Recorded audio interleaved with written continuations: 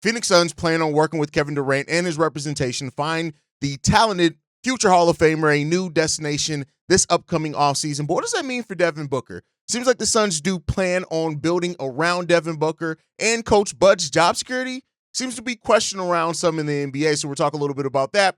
Plus, we're going to talk about the 76ers and then their possible pursuit of a medical retirement for Joel Embiid. We're going to get to all that and more right after this. Welcome to the number one place for your daily basketball news and analysis, NBA Central. What's going on, basketball fans? Welcome to another episode of NBA Central, your number one spot for everything basketball related. I'm the host, Hayes, but more importantly, you guys can follow the channel at NBA Central Pod on every social media platform we happen to be on. With that said, let's go ahead and get into this content for today, y'all. And so we're going to start off with Kevin Durant. So it sounds like the Phoenix Suns do plan on working out a potential trade with Kevin Durant and his representation to find him a new destination this upcoming offseason. And people have questioned what is the trade market going to look like for Kevin Durant? Let's make no mistake about it. Kevin Durant is a future Hall of Famer. And on our last episode, we talked about some of the other teams that could be interested in, especially young teams that have some capital, that have a young player with a large salary that they can move, and that we're hope that Kevin Durant can get them over the top, right? I also think that there's still a chance the Golden State Warriors may even get back into that when it comes down to it. But seems like the Suns are holding out just a shred of hope, saying that unless the Phoenix Suns can find a way to go on a deep playoff run, that they're going to be looking to trade Kevin Durant. This one comes from Shams, who says this: unless there's a significant run here into the playoffs for the Phoenix Suns, league sources believe that there will be real changes coming to the Suns. From a roster standpoint, that likely starts with Kevin Durant. This offseason, from my understanding, what it would look like is that the Suns and Durant will work together on any potential trade to a contender. So that brings about a whole different outlook heading into the postseason play. For teams, is that if you're a team, for example, like the Detroit Pistons, maybe like the Houston Rockets, maybe even like the Memphis Grizzlies, and that you go on a deep enough playoff run and you just need a little bit to get you over the top, could Kevin Durant be that player that could? A team like the Orlando Magic, who needs some scoring there, I don't think that fits with what they have with Franz and Paolo Banchero, but could those teams be in on potentially trading for Kevin Durant? That's the question here, right? Now, it seems like Durant could have been traded at this year's trade deadline, but Kevin Durant wanted to stay there. He didn't want to have to move in the middle of the season. Not that he wanted to necessarily stay with the Phoenix Suns, just didn't want to move in the middle of the season. So there it goes, man. And Shams also added in this: I would expect 4 to 6 contending teams with some serious involvement in Durant. He's still playing at a really high level. He's extension eligible in the offseason too, which brings about the next part of that. Trading for Kevin Durant, you could very well sign him to an extension that may be the last big contract, or maybe even the last contract that he could possibly get. When you look at his age and things like that. So what he's doing at this age is amazing. I want to make no mistake about it, right? And he's still able to perform at a very high level. You also got to look at how much of the luster is worn off because of all this other stuff going around. But what are the best landing spots for Kevin Durant if he is moved this offseason?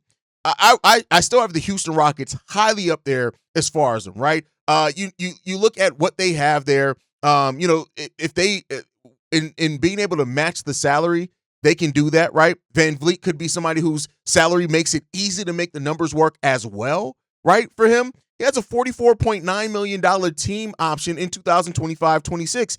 That alone could be such a large bargaining chip in getting Kevin Durant to the Houston Rockets. So when you look at it, they not only have a large contract that can match along the way there, they have a young player like Jalen Green if they want to include in there, that maybe even the Phoenix Suns could be interested in pairing him with Devin Booker. They have draft picks. They have a lot. What he also brings, you look at surrounding him with tough, young, physical, defensive-minded players. I think that in the Rockets scheme, Kevin Durant makes a whole lot of sense for that team. Next up, the Miami Heat. When you look at what the Miami Heat are trying to do, we know that Pat Riley does not want this team to be bad. He wants to be competing for playoffs. He wants to be competing for runs, and Kevin Durant would help him do that. Now, when you look at the Miami Heat, right, I don't know if it's necessarily the easiest thing to get it done, right? But if Kevin Durant, moves over to the Miami Heat, you're able to keep a bunch of your players. You're able to keep Bam. So got the young and up-and-coming Khalil Ware, things like that. You also have, you look at the salary matching part of that. Terry Rozier, Andrew Wiggins deals get done in that, but is that enough? Or are the Suns just looking for outright a salary dump? They can make the contracts work. The question is, what do they need to include to entice the Phoenix Suns enough to be interested in Kevin in what they have to offer? That's the question there. And another one, and I don't know how much sense this realistically makes. This sounds like more of a fantasy booking thing, but would the OKC Thunder be interested in gearing up and getting ready, right? For a deal for Kevin Durant? Would he return to where he started? Would he end his career where it all started at? Would it be a full circle moment? That alone, storyline-wise, would be great to watch in the NBA. Durant, Shai Gilgeous-Alexander on the same team with all they have defensively there. It is what it is, man. They can match the salary easily, right? You look at Alex Caruso or Lou Dort, Isaiah Hartenstein. Would they want to move Isaiah Hartenstein after just getting him, not really getting a full season with him and Chet? But you look at what they have there, I think it makes a lot of sense. Other possible destinations for Kevin Durant that I do think make sense is Dallas Mavericks. But then again, they're going to be looking to do something to maybe turn that fan base around on what they have there. The Dallas Mavericks are a team that I do think will call. I don't know if it's necessarily going to be successful there, though, but you guys can let me know how you feel on that one. I think that's an opportunity. And then the Clippers. Do not overlook the Los Angeles Clippers wanting to make a move for Kevin Durant, right? Kawhi Leonard, we know how injury prone he is. If you're able to make a move with Durant, but it would also mean that you're giving up a lot of the depth that you built over the course of this season. But I tell you what, them doubling down on another top-heavy roster could be dangerous for them, but it could not be outside the realm of possibilities. So look for also the Los Angeles Clippers to be another team potentially in on a Kevin Durant signing as well. But let me know what you guys think down below. Who do you think are some of the best teams available that make sense for Kevin Durant? And let me know what you guys think. Best, worst fits, let me know that down below. Now, with that said, it also seems like the Suns want to try to do another rebuild around Devin Booker, that they do not want to trade Devin Booker. They want to keep him by any means necessary. If they can keep him on the roster, that's what they want to look to do. Will they be successful in that? That's a story for another day, right? We could talk about that as things go on and develop, but it seems like they are very interested in keeping Devin Booker there, which also means that, we heard reports as well that around the league, people think that Coach Bud may not be as secure as what was thought. Now, here's the thing. I look at Coach Budenholzer, and I think that he's a damn solid head coach. Does he have some major flaws, adjustments, things in the playoffs? Yeah. But somebody has to be blamed for a 28-32 when you have one of the highest salaries in the NBA, and the GM isn't going to fire himself, right? So, when they hired Coach Bud, many people thought he was going to be the one to kind of add in a new perspective and kind of find a way to salvage this roster, right? Now, Mark Stein does think that Coach Budenholzer's job could be something that's on the chopping block, right? And we'll see what happens there, man. I personally think, and I hope that they don't move on from Coach Bud. I hope that Coach Bud finds a team he's actually able to kind of build around going forward, right? But, reportedly, Coach Bud is also the one that told Devin Booker it's up to him to set the tone in the locker room. So, we'll see what happens there overall. But, if Coach Bud's career or run with the Suns does end, I think that there are going to be some teams are going to come knocking for Coach Bud. The bigger question here is building around Devin Booker, right? How can the Phoenix Suns, can they build something substantial around Devin Booker with the time that they have left? Can they do something like that? What they get back in the Kevin Durant trade is going to be a big answer to that, right? But I do think that the Phoenix Suns are going to be faced probably sooner rather than later with asking themselves to really truly rebuild this thing. Do they have to? How much can they avoid an actual true rebuild? Now, Devin Booker is still, a player that he's 28 years old. He still has plenty of time left. He's still a very productive player. You cannot deny that Devin Booker can still absolutely fill it up. But you've now tried the Chris Paul era, DeAndre Ayton, Kevin Durant, bringing in Bradley Beal. You've tried a lot, right, to get this thing. And, of course, after the Chris Paul acquisition, that's when Devin Booker really took his game to another level. But you got to ask yourself, and this is something that a lot of teams eventually have to ask themselves, how much longer can you hold on, right? 2026-27 is the last year on his deal where he does have a player option.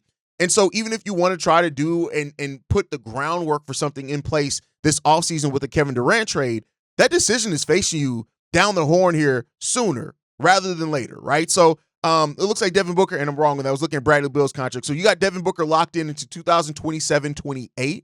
So you got some leeway there. You got some run time in which you can try to make some sense over getting the most out of Devin Booker's contract.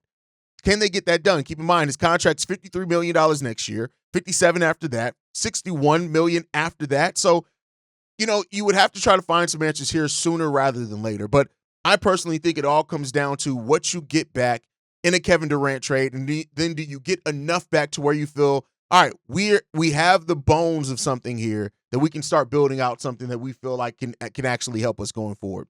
But that's a question for them, and we'll see what the answer is there. Let me know what you guys think down below. The Phoenix Suns and their plans to hold on to Devin Booker as they try to continue to build this thing out and try to salvage what was another failed super team experiment. Do you think they can, or do you think they can get enough back in the Kevin Durant trade to where it makes some sense? Let me know what you guys think on that down below. With that said, last topic for today, the 76ers could pursue a medical retirement for Joel Embiid. And what does that mean if that's the route they decide to go on, right?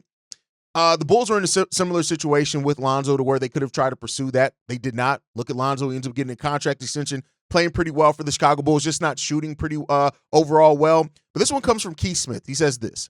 At that point, an independent doctor selected by the NBA and NBA PA would examine Embiid. If agreed he can no longer play, his remaining contract would be wiped off the books for the 76ers. Now, I think we have seen something like this before. I believe this was pursued for Brandon Roy in the past, right?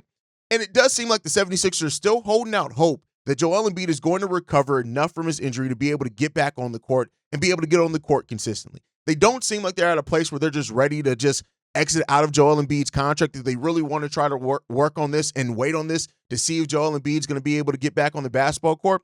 But this is an option that the 76ers do hold. It may be looked at as the nuclear option, but it is an option, especially, as they have to make some decisions on what happens with Maxey and do they keep their top 6 pick this year where they get a really good talent and look back on it down. When you look at it, that Joel Embiid is still under contract into 2027-28 season, to the end of that season, right? And at that point in time, you're looking at a Joel Embiid that's 33 going on 34 years old. So do you see him being more healthy around that time? It would take a major surgery to get so done. Now, the meniscus replacement surgery, which is another thing similar to what Lonzo Ball had, has actually looked pretty good as far as the mobility for Lonzo. He's a much lighter player, which plays a part into that as well as far as the wear and tear on the knee overall. So you'd have to feel safe in that. But it is a question out here it is a possibility out here that I could say that the Philadelphia 76ers could pursue. If they get a player, if they hold on to their pick this year, top 6 protected, if they hold on to that, and that pick then that player that they get with that pick is somebody that they look at that compare with Jared McCain, Tyrese Maxey, right? That then could be a nice young trio of a core that you can build around as you wait to see how they're gonna grow and extend their careers. It's an option there, right? And of course this would suck. Joel Embiid is such a special talent, special personality in the league. Really, right? And unfortunately, that only gets you so far. You got to be able to be on the basketball court. And Joel Embiid and how unreliable his health has been over the course of his NBA career has put you in a situation where you currently find yourself not being able to bet on that. You can't rely on Joel Embiid to be able to stay healthy. You just can't. And because of that, this is where you sit when you have to make questions and decisions like this. But luckily, they do have Tyrese Maxey, who has stepped up as a leader for that team this season, right? He is the unquestioned leader now of this locker room. You have a promising rookie in Jared McCain who was on pace to probably win Rookie of the Year before things went left. So that's another option for you as well. You got all these options that sit here, right? The bigger question is, are they going to be able to knock it out?